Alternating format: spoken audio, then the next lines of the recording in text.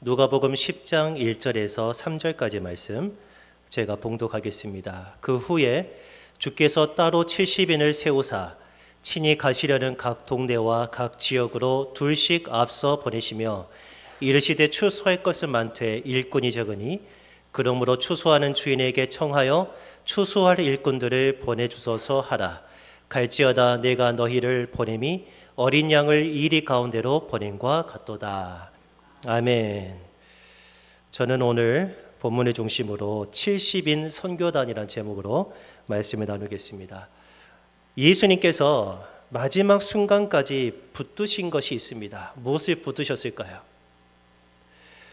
우리에게 만약에 앞으로 한 달의 삶이 있다, 한 달 뒤에 우리가 이 세상을 떠나야 된다라는 그런 선고가 내려졌습니다. 여러분, 그 한 달간에 여러분은 무엇을 하고 싶으십니까? 생각할 시간을 드리겠습니다. 한 달간 무엇을 하시겠습니까? 혹시 사랑하는 가족이나 친구들 다 불러가지고 즐거운 시간을 가지시겠습니까? 얽혀있는 모든 관계의 문제를 다 푸시겠습니까? 아니면 이 세상은 이렇게 넓은데 아직 못 가본 곳이 많으니 남은 생애를 한 달 동안을 여행을 다니겠다 하시겠습니까? 아니면은 아이고 먹고 죽으면은 사람의 얼굴도 곱다는데 맛집이나 돌아다녀야지 그러시겠습니까? 아니면은 내 인생을 돌아보니까 너무 악한 짓을 많이 했어요. 남은 생에 선한 일을 많이 해가지고 좀 후회 없이 죽어야 되겠다 그런 생각을 하십니까? 이도저도 아니면은 기도원으로 가서 한 달 동안에 하나님과 정말 내 마음을 다 씻어내는 경건 생활을 하겠다 그런 생각이 드십니까? 혹시 은행에서 대출을 받아가지고 그 돈 원 없이 쓰고 두고실랍니까? 여러분은 어떤 것을 꿈꾸십니까? 한 달입니다. 한 달. 죽음을 앞둔 사람이 마지막 순간에 선택한 것을 보면 그의 인생관과 가치관이 어떠한 것을 여실히 알 수가 있어요. 마지막 순간에 돈 하고 돌아가신 분은 평생의 돈이 최고인 분입니다. 부정할 수 없을 겁니다. 우리 마지막 순간에 선택하는 게 중요하다는 거예요. 예수님께서는 지금 죽음의 장소인 예루살렘을 향해서 가고 계십니다. 이제 곧 있으면 예수님은 십자가에서 피 흘려서 죽으시고 이 세상을 떠나시게 되는 겁니다. 그때 예수님은 무엇에 힘을 쓰셨을까요? 예수님은 오늘 본문에 보니까 70명을 따로 세우셔가지고 그 사람들을 다 내보내셨습니다. 뭐 하라고 내보내셨냐면 전도하라고 내보내셨습니다. 오늘 본문 1절에 보면은 그 후에 주께서 따로 70인을 세우사 친히 가시려는 각 동네와 각 지역으로 둘씩 앞서 보내셨습니다. 자, 2명씩 앞서 보냈기 때문에 35팀이 생겨났겠죠. 이 35팀이 각 지역으로 가는 겁니다. 그런데 그 지역은 예수님이 가려고 했던 지역입니다. 거기 가서 뭐 하시게요? 그곳에서 하나님의 나라를 전하시기 위해서였습니다. 영혼을 구원하는 일이었습니다. 죽음을 앞둔 예수님이 마지막 순간까지 붙드셨던 것은 하나님의 나라를 전파하고 영혼을 한 사람이라도 더 구원하는 일이었습니다. 이 두 가지를 가장 귀하게 여기셨기 때문에 이제 자기가 사랑하시던 제자들, 이 제자들에게 이 일을 맡기시는 거죠. 내가 곧 떠나가게 되면 이 가장 중요한 일을 너희들이 받아서 나의 이 가치관을 너희들도 받아서 그렇게 살기를 바란다. 그런 거 아니겠습니까?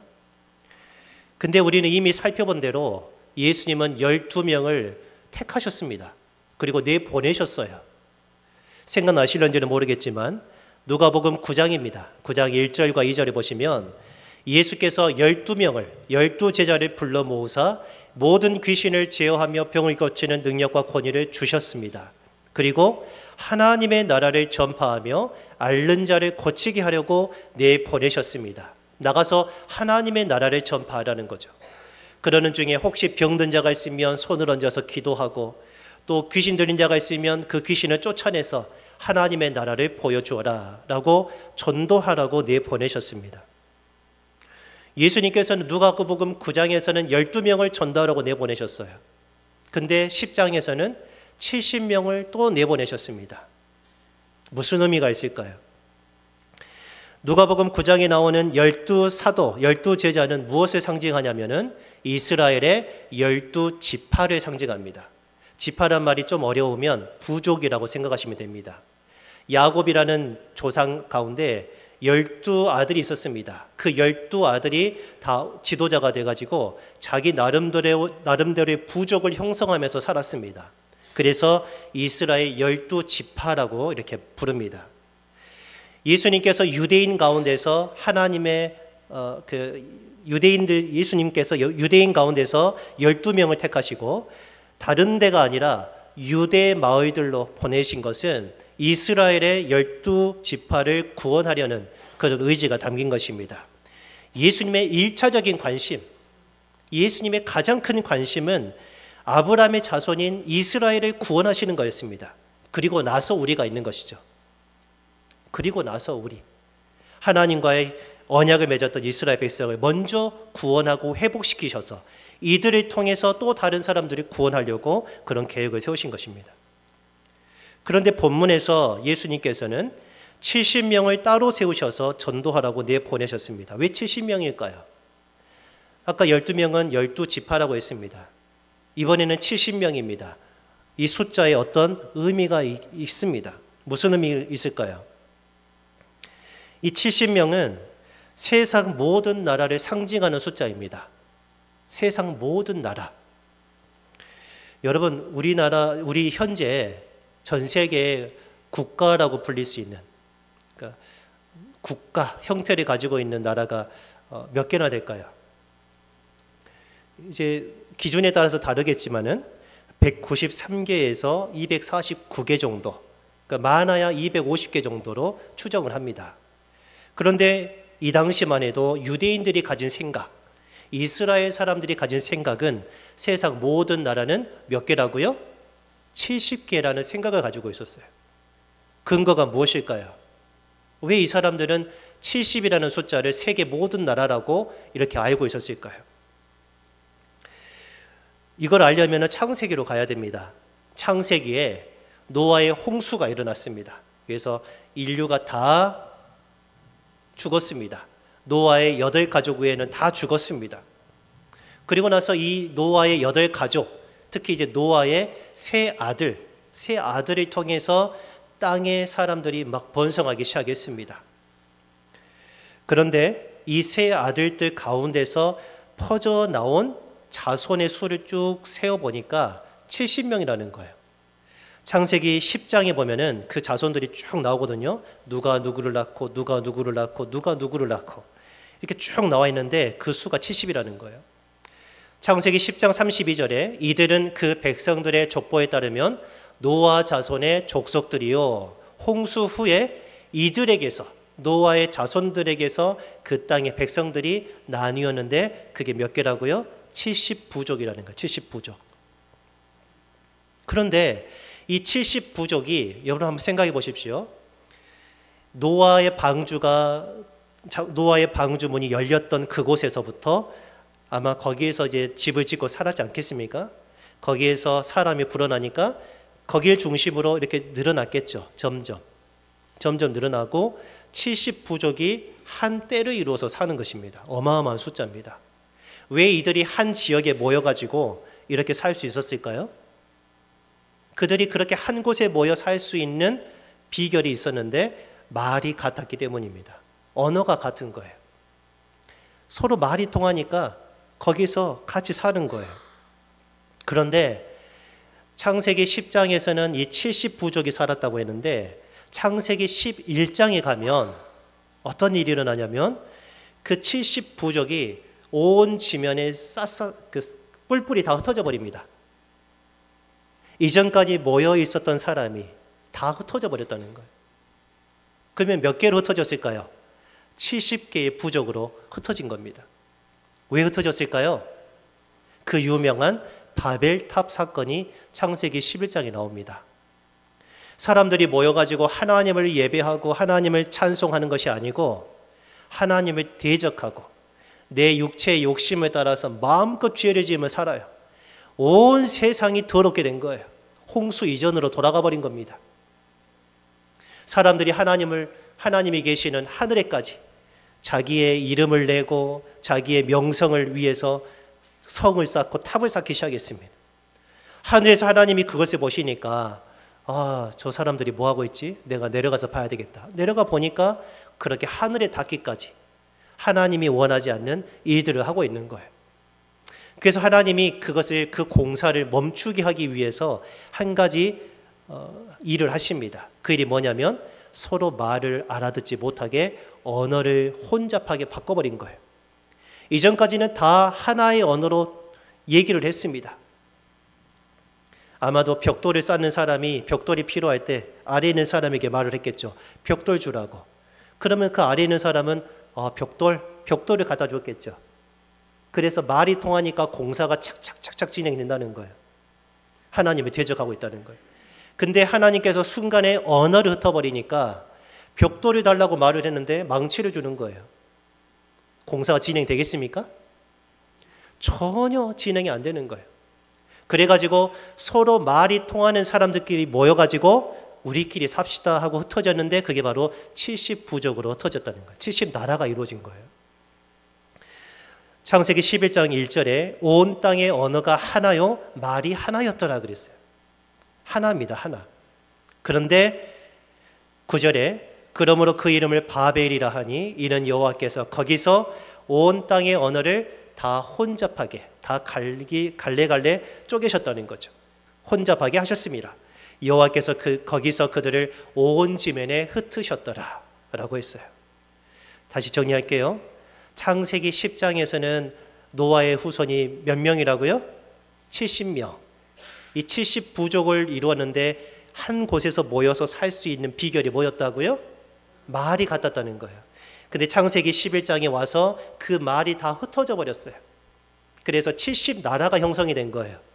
말이 통하는 사람끼리 온 거예요. 저주죠. 이게 저주예요. 근데 창세기 12장에 가면 하나님께서 아브라함을 부르십니다. 이 흐름을 잘 따라오셔야 돼요. 12장 1절에 여호와께서 아브라함에게 이르시되 너는 너의 고향과 친척과 아버지의 집을 떠나 내가 내게 보여줄 땅으로 가라. 이 가나안 땅입니다. 내가 너로 큰 민족을 이루고 내게 복을 주어 네 이름을 창대하게 하리니 너는 복이 될지라. 여기까지도 중요하지만 오늘 설교와 관련해 가지고 3절이 중요합니다. 우리 같이 한번 읽어봅니다. 너를 축복하는 자에게는 내가 복을 내리고 너를 저주하는 자에게는 내가 저주하리니 땅의 모든 족속이 너로 말미암아 복을 얻을 것이라 하신지라. 아멘. 지금 하나님의 징계를 받아서 또 심판을 받아가지고 언어가 다 바뀌어서 언어가 통한 사람들끼리 70나라를 이루었습니다. 그게 저주라고 했어요. 바벨의 저주입니다. 근데 바로 한 장 뒤에 하나님께서는 아브라함을 부르셔서 그렇게 흩어진 부족들이 땅의 모든 족속이 너를 통해서 복을 얻게 될 것이다 라고 한다면 여기에서 복을 얻을 수 있는 눈에 보이는 어떤 현상이 나타나야 돼요. 그래야 저주로 흩어진 사람들이 복을 받았구나 라는 걸 알 수가 있어요. 그럼 어떻게 해야 어떤 것을 봐야 이 사람 복 받았구나. 땅의 모든 족속이 진짜 복을 받았구나 라고 할 수 있을까요? 흩어진 사람들이 한 곳에 다시 모이는 거죠. 언어가 달라가지고 흩어진 사람들이 언어가 통일돼서 한 곳에 모여야 됩니다. 그걸 보면 그 저주가 이제 끝나고 다시 복이 회복되었구나 라고 할 수가 있는 거예요. 제가 도식을 좀 준비했습니다. 이걸 보시면 아실 거예요. 이게 지금 무엇을 상징하냐면 창세기 10장에 하나의 언어로 70족속, 70부족이 한꺼번에 모여서 살고 있는 거예요. 하나의 언어입니다. 그런데 창세기 11장에 가면 어떻게 된다고요? 이렇게 하나로 언어를 쓰는 사람들이 다 뿔뿔이 흩어지는 거예요. 흩어졌어요. 언어가 바뀌니까 하나가 될 수 없는 거예요. 70나라가 이루어진 거예요. 이게 저주입니다. 근데 창세기 12장에 뭐라고 했어요? 모든 족속이 복을 받게 될 것이다 라고 한다면 이렇게 흩어져 있는 사람들, 언어가 다른 사람들이 다시 창세기 10장처럼 한 곳에 모여야 되잖아요. 모일 수 있으려면 뭐가 통해야 돼요? 말이 통해야 돼요. 그래서 이렇게 되는 겁니다. 언어가 통일되고 한 곳에 모여야 복을 받았다라고 볼 수가 있는 거예요. 좀 어렵죠? 우리 어르신들 혹시 어려울 수도 있습니다. 우리 아이들도 어려울 수도 있어요.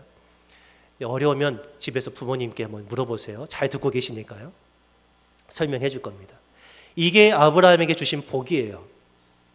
언어가 하나였다가 흩어졌다가 다시 하나가 되는 것. 이게 하나님께서 약속하신 복이라는 것입니다. 저는 지금 그것을 말하고 있어요. 그렇다면은 하나님께서 아브라함에게 하신 약속, 특히 창세기 12장 3절 하반절의 말씀, 땅의 모든 족속이 너로 말미암아 복을 얻을 것이라, 이 말을 어떤 식으로 바꿔서 말할 수 있냐면 이렇게 할 수 있어요. 언어가 달라서 땅이 흩어진 모든 족속이 너를 통해서, 너의 후손 예수 그리스도를 통해서 언어가 다시 하나가 되고 한 곳에 모여서 하나님을 섬기게 될 것이다. 이겁니다. 여러분, 이걸 발견하셔야 돼요. 저는 이것을 발견하고 나서 눈이 확 열려버렸습니다. 그래서 그 사건이 일어난 겁니다. 그 사건 어떤 사건이요? 오순절 사건입니다. 언제 어디에서 언어가 통일되었습니까? 예수님께서 십자가에 못 박히시고 부활하시고 승천하시고 오순절에, 지난주에 살펴본 대로 맥추절에 성령을 보내실 때 성령이 말하게 하심을 따라 각기 다른 언어들로 말하기 시작하는데 그 언어가 싹 통해버린 것입니다. 예루살렘에 다 모여 있을 때. 사도행전 2장 5절에 보면은 그때에 성령을 받았을 때입니다. 그리고 제자들이 120명이 막 와글와글 방언을 하고 있을 때입니다. 경건한 유대인들이 천하 각국으로부터 와서, 굉장히 중요한 단어입니다. 그냥 어느 한 귀퉁이에서 일어난 일이 아닙니다. 천하 각국으로부터 다 모였을 때 예루살렘에 머물러 있었습니다. 근데 그때 제자들이 성령을 통해서 각기 다른 언어를 말하는 것을 들었습니다. 이 소리가 나매 큰 무리가 모여서 각각 자기의 방언으로, 자기 나라의 방언으로, 언어로 제자들이 말하는 것을 듣고 소동하기 시작했습니다. 그러면서 하는 말이, 다 놀라 신기하게 여겨 이르되 보라, 이 말하는 사람들이 다 갈릴리 촌 사람들 아니냐. 이 사람들은 평생 외국도 나가보지도 않았고 언어도 배우지 못한 사람들이고 그 중에는 어부도 있고 그 중에는 목축을 하는 목자들도 있고 정말 천한 사람들도 많이 있는데, 이 사람들이 우리는 외국에서 왔는데 어떻게 외국어를 하냐는 거예요. 배운 적이 없는데. 이 사람들은 다 갈릴리에서만 사는 갈릴리 방언을 하는 사람들인데 어떻게 우리가 태어난 곳, 우리가 온 그 나라의 말을 할 수 있겠는가. 무슨 말이냐면은 여러분이 한 번도 영어를 배운 적도 없는데 성령이 임하니까 여러분 입에서 영어가 유창하게 나오는 거예요. 중국어를 배우지 않는 사람이 순식간에 중국어를 말하고 있는 거예요. 딱 보니까 진도 사람인걸요. 한 번도 외국에 나간 적도 없어요. 학교도 제대로 다닌 적도 없어요. 근데 외국어를 유창하게 말하고 있단 말이에요. 여러분 놀라시겠습니까? 뭐 당연한 일이지. 받아들이시겠습니까? 놀랄 일입니다. 놀랄 일이에요. 8절에 우리 각 사람이 난 곳, 우리가 태어난 곳, 그 나라의 방언으로, 그 나라의 언어로 듣게 되는 것이 이게 도대체 무슨 일이냐 하는 거죠. 우리는 어디서 왔을까요? 9절. 우리는 바데인과 메데인과 엘람인과 또 메소포타미아, 유대와 갑바도기아, 본도와 아시아, 부르기아, 밤빌리아, 애굽, 구레네 가까운 리비아, 여러 지방에 사는 사람들과 로마로부터 온 나그네 곧 유대인과 유대계에 들어온 사람들과 그레데인과 아라비아인들이라. 다시 말하면 우리는 세계 곳곳에 흩어져 있던 곳에서 예루살렘으로 모인 사람들인데 우리가 다 우리의 언어로, 우리의 각 언어로 하나님의 큰 일을 말하는 것을 듣는도다. 여기서 말하는 하나님의 큰 일은 뭐예요? 나사렛 예수 그리스도께서 십자가에 죽으셨지만 부활하셨고 그분께서 약속하신 성령을 우리에게 부어주셨기 때문에 누구든지 회개하는 자마다 하나님의 백성으로 거듭나게 됩니다. 누구든지 예수 그리스도를 믿는 자마다 하나님의 자녀가 됩니다라는 복음을 전하게 된 것입니다. 그것을 자기의 말로 듣게 된 거예요. 언어가 통했죠. 한 곳에 모였죠. 어디요? 예루살렘. 예루살렘으로 모여서 언어가 성령을 통해서 순식간에 다 통해버린 것입니다. 그러면 이제까지 살펴본 것을 이렇게 정리할 수가 있습니다. 정리를 잘해야 됩니다. 예수님이 12명을 전도하라고 내보내신 것, 12사도를 내보내신 것은 누구를 구원한다고요? 이스라엘, 나라를 구원하기 위한 것입니다. 그러면 예수님이 70명을 전도하라고 내보내신 것은요? 이 70명을 통해서 세상 모든 나라가, 세상 모든 민족이 구원받기를 원하신 것입니다. 그걸 우리는 선교라고 부릅니다. 선교. 그래서 오늘 제목이 뭡니까? 70인 선교단입니다. 70인 선교단. 예수님은 죽음 직전에 이스라엘을 구원하시는 것뿐만 아니라 이제는 세계 모든 민족, 아브라함에게 하셨던 약속, 땅의 모든 족속이 예수 그리스도를 통하여 복을 받게 될 것이라는 그 약속을 이루시고자 했던 것입니다.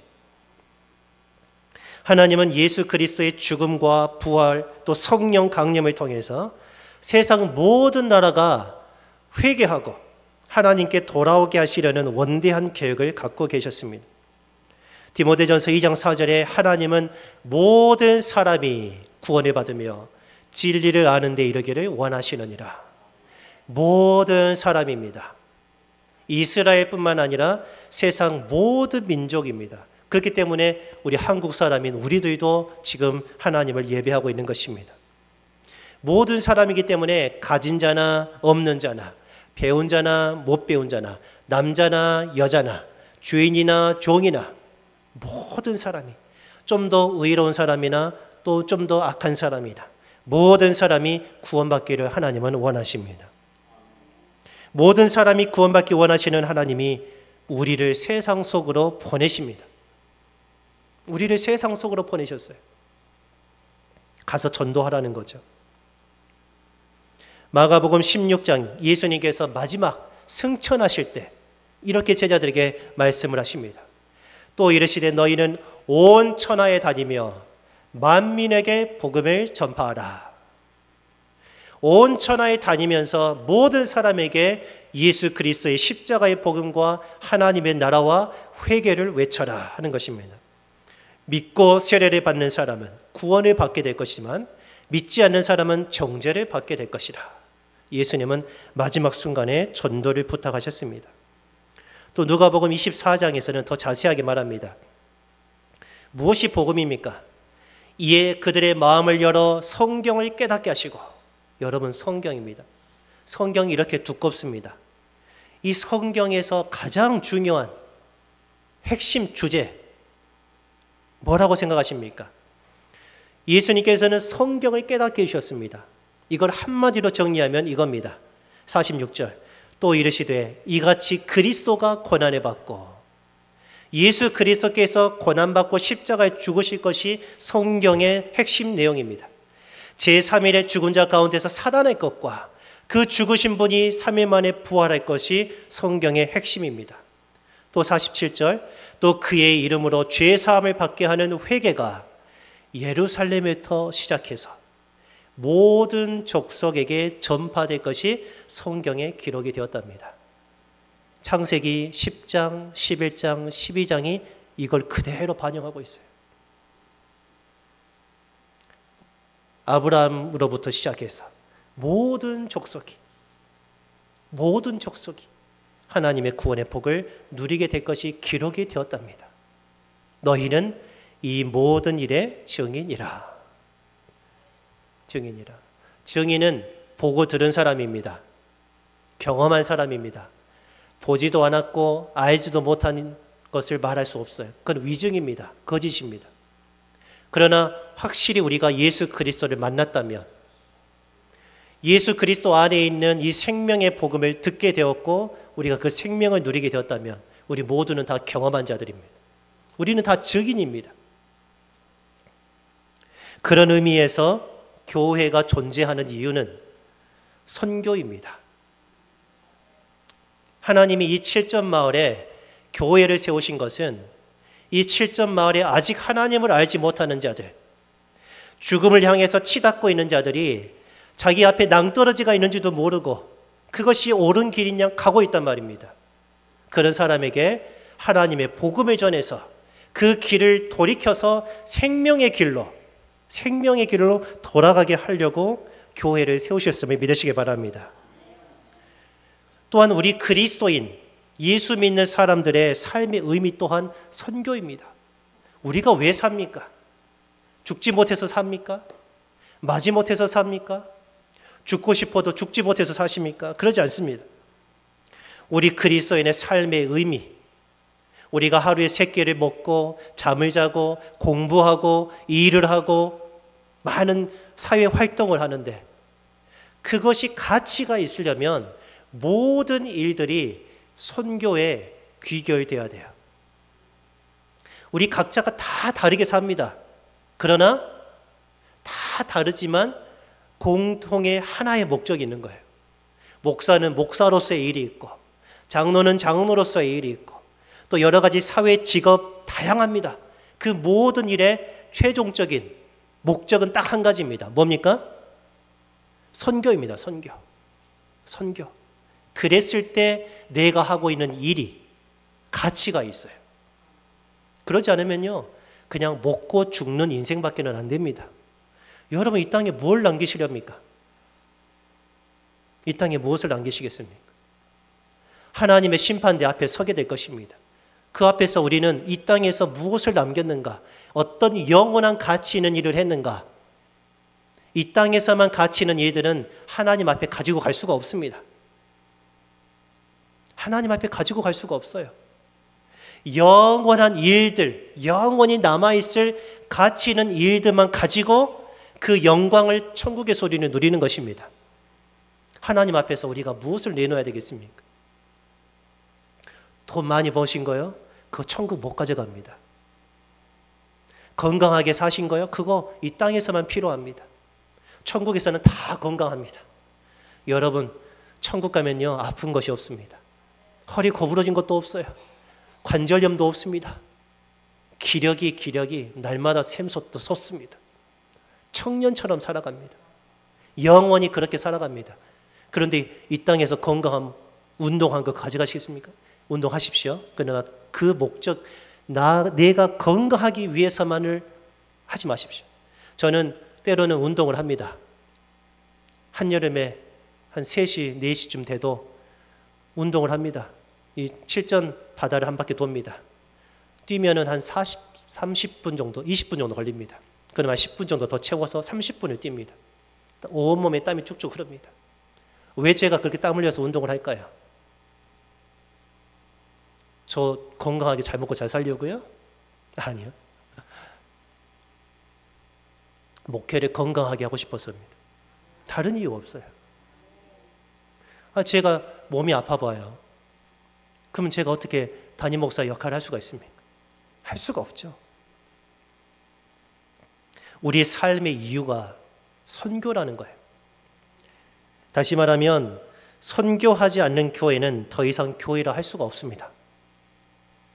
모이기만 하는 교회는 반드시 부패하게 되어 있습니다. 물이 흘려보내지 않고 계속 모이기만 해보십시오. 사이바다처럼 죽음의 바다가 되는 것입니다. 선교에 아무런 관심 없는 그리스도인이란 애초에 존재하지 않습니다. 나는 그리스도인입니다. 그런데 선교에는 별 관심이 없습니다. 사실 그리스도인이 아닙니다. 냉정하게 말하면 아닙니다. 왜인 줄 아십니까? 내 안에 예수 그리스도의 생명이 있다면 그 생명은 필연적으로 죽어가는 사람을 살립니다. 그쪽으로 생명이 발현이 돼요. 의지가 발동된다는 거예요. 여러분, 선교는 2가지 방향에서 이루어집니다. 하나는 직접 외국에 나가서 현지인들에게 그들의 언어로 복음을 전하는 것입니다. 그게 우리가 생각하는 선교입니다. 그 일을 위해서 수종드는 정말 이 고국을 떠나고 정든 가족을 떠나서 말할 수 없는 외로움과 육체의 고통과 또 재정적인 압박을 시달리면서 자녀들의 마음 놓고 먹이지도 못하고 기르지도 못하는 그거를 애타하면서 그 지역에 버티고 하나님의 복음을 전하는 선교사들이 많이 있어요. 이게 첫 번째 선교입니다. 그런데 그 선교사들이 그렇게 할 수 있으려면 직접 외국에 우리가 나가지 않더라도 선교의 후원자가 되는 것입니다. 선교의 후원자. 늘 선교사님들을 위해서 기도하는 거죠. 그 나라를 위해서 기도하는 것입니다. 그리고 물질의 협력을 하는 것입니다. 선교사님들은 이슬만 먹고 사는 분들이 아닙니다. 우리와 똑같이 사람들은 이렇게 말을 해요. 하나님이 다 알아서 해주실 것이다. 하나님이 책임져 주실 것이다. 여러분, 그 말은 절반은 맞고 절반은 틀립니다. 하나님이 알아서 다 해주신다고요? 사실은 하나님은 교회를 통해서 그 일을 하게 하십니다. 교회를 통해서 하나님의 마음을 가지고 선교적인 마인드를 가진 교회를 통해서 선교사님들의 삶을 뒷받침하게 하는 거예요. 하나님의 방식이 그렇습니다. 근데 하나님이 다 알아서 하신다고요? 그렇게 무책임한 말이 어디 있습니까? 가는 선교사가 되든지 보내는 선교사가 되어야 합니다. 저는 우리 교회 참 감사해요. 지난주에 재정보고를 했는데 하나님께서 넉넉한 예산을 주셨습니다. 정말 기적 같은 일이. 이렇게 하나님께서 재정을 주신 것은 어디에서라고요? 선교하는 일이에요. 그래서 저는 지금 우리 교회가 이제까지 매월 한 70만 원 정도가 고정적으로 선교비로 나갑니다. 어려운 교회들, 어려운 선교사님들에게 보냅니다. 네, 이번 7월부터는 이제 한 분 더 추가해가지고 80만 원씩 보냅니다. 여러분, 담임 목사로서 저의 꿈이 뭔지 아십니까? 선교사님들을 100만 원을 10개로 쪼개가지고 주는 게 아니고 선교사님 한 가정을 은퇴 후까지 책임을 지는 것입니다. 한 가정, 이 여기저기 교회에 돌아다니면서 손 벌리지 않고 그렇게 하지 마시고 재정적인 거, 생활하는 거, 자녀 교육까지도 싹 책임질 테니까 거기서 책임지고 선교하십시오. 그런 선교사님들 저는 많이 우리 교회에서 감당하고 싶습니다. 저희 꿈은 보통 꿈이 아닙니다. 저는 그런 원대한 꿈을 가지고 있어요. 더 많은 선교사님들을 후원하는 우리 교회가 되기를 바랍니다. 선교의 정신으로 무장을 해야 됩니다. 우리는 왜 선교를 해야 됩니까? 오늘 보면 2절입니다. 이르시되 추수할 것은 많되 일꾼이 적으니 그랬습니다. 추수할 것이 많답니다. 여러분, 옛날에 만평을 이렇게 벼를 쌀농사를 했습니다. 풍성합니다. 아주 풍년이 들었습니다. 근데 여러분 혼자 그 낫을 들고 옛날에 다 하시겠습니까? 시간 내에 빨리 베야 되지 않습니까? 시간 내에 베지 않으면 다 병들게 되는 것입니다. 추수할 것이 많답니다. 그런데 추수할 일꾼들이 적다는 거예요. 이 말이 무슨 말인지 아십니까? 구원받아야 할 자가 너무나도 많다는 거예요. 달리 말하면은 예고 없이 이 세상을 떠나서 지옥에 떨어지는 자가 너무나도 많다는 거예요. 여러분, 좀 실감나게 통계를 말씀드리겠습니다. 제가 그제입니다. 올해 전 세계 사망자 수를 한번 통계를 봐왔습니다. 이거 공식적인 통계입니다. 지금 전 세계가 공식적으로 81억 명 정도 됩니다. 2024년 7월 10일 3시 기준으로 이제 올해 1월 1일부터 그제까지 184일이 지났습니다. 전체 사망자가 몇 명일 것 같습니까? 81억 명 중에 184일 중에 몇 명이나 죽었을 것 같습니까? 한번 찍어보십시오. 전 세계에서 1억 명입니까? 그렇게 많이 죽으면 세상 인구 멸망합니다. 3,200만 명입니다. 3,223만 명이 죽었습니다. 그러면 이것을 하루로 계산하면 하루에 몇 명이 죽을 것 같습니까? 184로 나누면 17만 5천 명이 죽습니다. 하루에. 오늘도 아마도 어디선가 17만 5천 명이 죽을 겁니다. 1시간은요. 24로 나오면 몇 명이 죽을까요? 7,300명이 죽습니다. 우리 지금 1시간 예배 드리고 있습니다. 예배 드리는 이 시간에 우리는 살아있지만 지구촌 어디에선가 7,300명이 지금 죽어요. 1분에는 몇 명이 죽을까요? 122명이 죽습니다. 1초는요. 약 2명이 죽습니다. 2명, 2명, 2명, 2명, 2명, 2명, 2명, 2명. 그 가운데 우리가 지금 들어있진 않아요. 살아계시잖아요. 그 1초에 2명이 죽는데 천국 갈 자는 몇 명이나 될까요? 지옥에 떨어지는 자는 몇 명이나 될까요? 여러분 이걸 생각하면요. 아찔합니다. 아찔해요. 전 세계 가톨릭까지 다 합쳐가지고 한 20억 명 정도 넉넉 잡아서 그 정도입니다. 그리스도인이. 근데 그 중에 진짜 그리스도인, 제대로 된 그리스도인은 확 줄어들어요. 수가. 여러분 심각한 일입니다. 심각해. 그래서 급하다는 것입니다. 우리는 선교하는데 관심을 두고 그들을 위해서 기도해야 됩니다. 우리 안에 예수 그리스도의 십자가의 피의 사랑이 흐르고 있다면 그 사랑을 우리 안에만 머무르게 할 것이 아닙니다. 우리 가족들, 우리 이웃으로부터 시작해서 온 세상에 이 예수 그리스도의 십자가 사랑을 전해야 하지 않겠습니까? 만약 우리가 영원한 지옥의 형벌에서 벗어났습니다. 저 복스럽고 찬란한 천국에 들어가는 길을 우리가 알고 있습니다. 우리는 그 길을 향해서 가고 있습니다. 아직 그 길을 알지 못하는 자들이 얼마나 많습니까? 그들에게 천국의 길을 알려줘야 되지 않겠습니까? 그래서 예수 그리스도의 은혜와 사랑을 경험한 그리스도인은 반드시 누가 하라고 안 해도 선교의 삶을 동경하고 실행할 수밖에 없습니다. 말씀을 정리합니다. 예수님은 죽음 앞에서도 흔들림 없이 온 세상에 하나님의 나라가 임하고 영원히 구원받기를 원하셨습니다.